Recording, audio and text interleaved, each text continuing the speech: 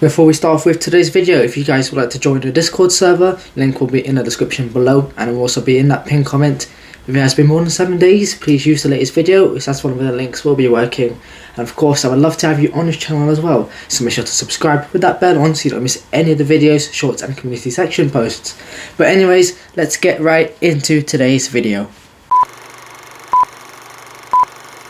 Alright guys, just quickly before we do start, I have launched another channel called Denayan Short Stuff, and basically it is a comedy channel in series and episodes, kind of like a TV show series.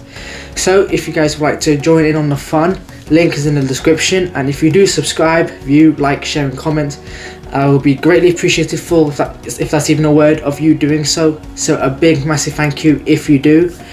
But anyway, on with the review. This simple 2-wheel drive, 2-door. This is the Toyota GR86. Now of course we had the AE86 back in the day, then we had the GT, now we've got the GR. And if you don't know what GR means, it's Gazoo Racing, and there are lots of models, Toyota models with Gazoo Racing. This, Supra, the Yaris, etc, etc. Now this is actually part Subaru as well, like the GT was a couple of years ago, and we're simply going to review it, see how it fares, and yeah, that's it. GR86, not from 1986, go.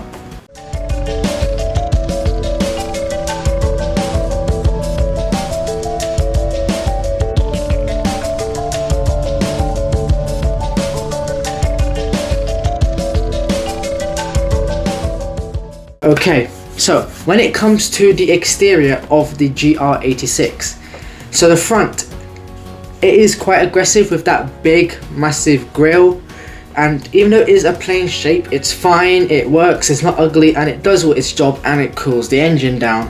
And you can even think of it as an angry face, because you've got two eyes, which are the lights, and then you've got the grille, which is an angry mouth, and it's just, you know, angry at you like this, like basically. Yeah, I don't know what I'm trying to emphasize here, but that is the point. And those two vents at the side as well, they also work when trying to improve the car's front as well. They definitely add a bit of flair to it, to the whole front itself, so that is quite nice. The side profile, it looks a little bit similar to the GT86 that came before it, but overall it is a nice design, so everything flows really well and it's not ugly at all. It just sits low down with a low roof line and a low body, and that's it. It's perfectly fine by any standards, unless you've got the weirdest standards on the planet. The rear I also like as well, so I do like the rear light design. You also got twin exhausts, and like the GT86 you've got 2 or 3 little lights at the bottom, and then you obviously got some sort of strip that goes across the boot. Now there's a little dot, and that is the camera, so that's just something to take note of really. But overall it is a nice looking car overall from the outside. When it comes to the inside, so it's not complicated anyway. So obviously you sit low down, obviously, because it's a Group A. The infotainment screen it's just about in your eye line, so that's completely fine by me. You are separated from your passenger, which means not only does it give a sporty feel, but also the controls are also raised up a bit, like the climate control stuff, so they're not too low down that you need to go like this in able to find them. So it has a very nice overall design. It's simple and functional, and it does what it needs to do, and it also gives a sporty feel, which is all you really need for this car. If it was a Lamborghini, obviously you want a bit more flair, but it's a GR86. This is plenty, and this is fine. I have no complaints. It's good for what it is. So when it comes to the performance, so the GT86 had a 2 litre. This has been expanded to 2.4 litres. Now this engine is actually from Subaru, like the previous one, and this one I believe is from the Ascent model, their big SUV that we don't get here in Europe. So it's 2.4 litres, and it's a boxer 4-cylinder, which means pistons go like this. I'm trying to demonstrate that. It's naturally aspirated, and it has 231 horsepower, so it does have more power than the previous gen of 86, which was a complaint that some people noted, that it didn't have enough power before, so now it's got a whopping, give or take, 30 horsepower more. And you also got more torque at 184. It is rear wheel drive, of course. So weight is either 1,275 kilograms or it is 1,316 kilograms.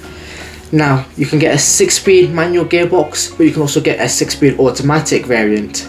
Now, I don't actually know fully if that 1,316 kilograms is the automatic weight, because I couldn't find it on the spreadsheet somewhere, but I presume it is. I hope it is. I hope I'm not wrong about it.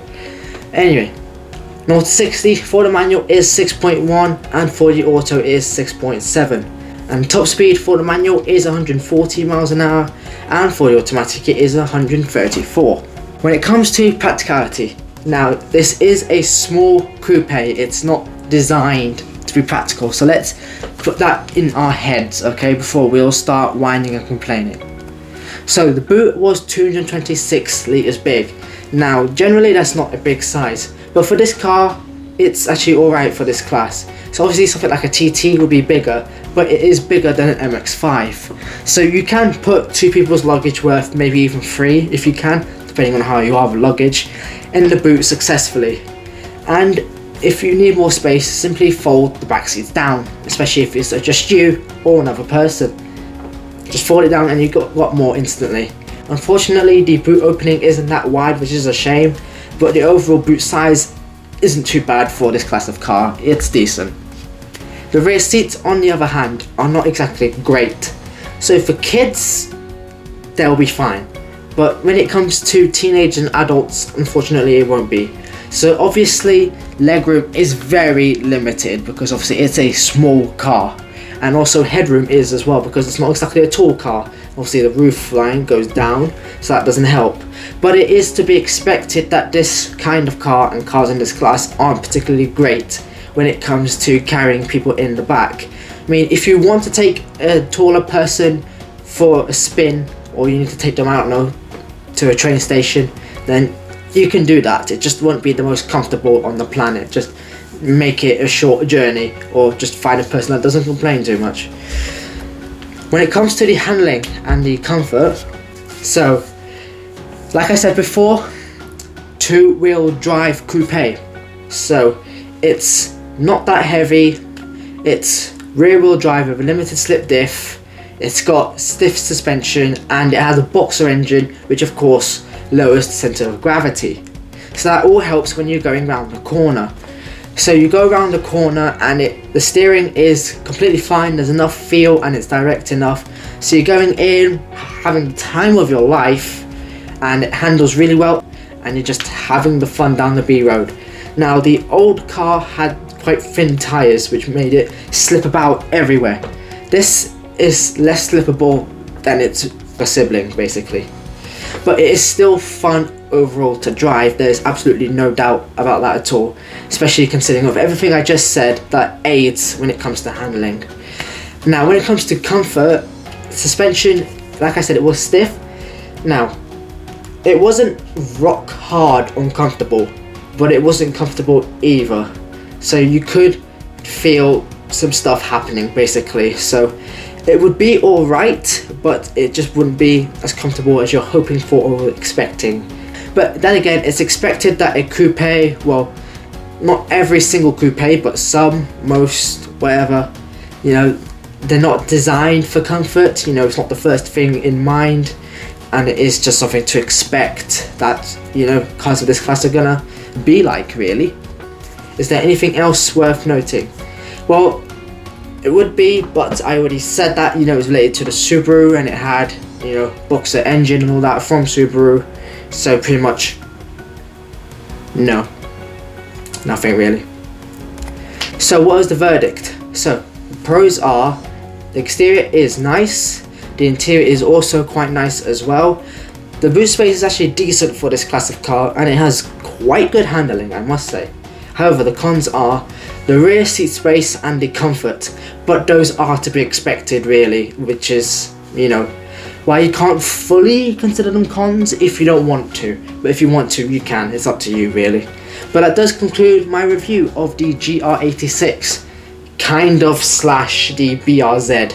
86, kind of. Now, if you want me to review a car, you can let me know in the comments below, and even in the Discord server, because there is a section where you can suggest videos for me.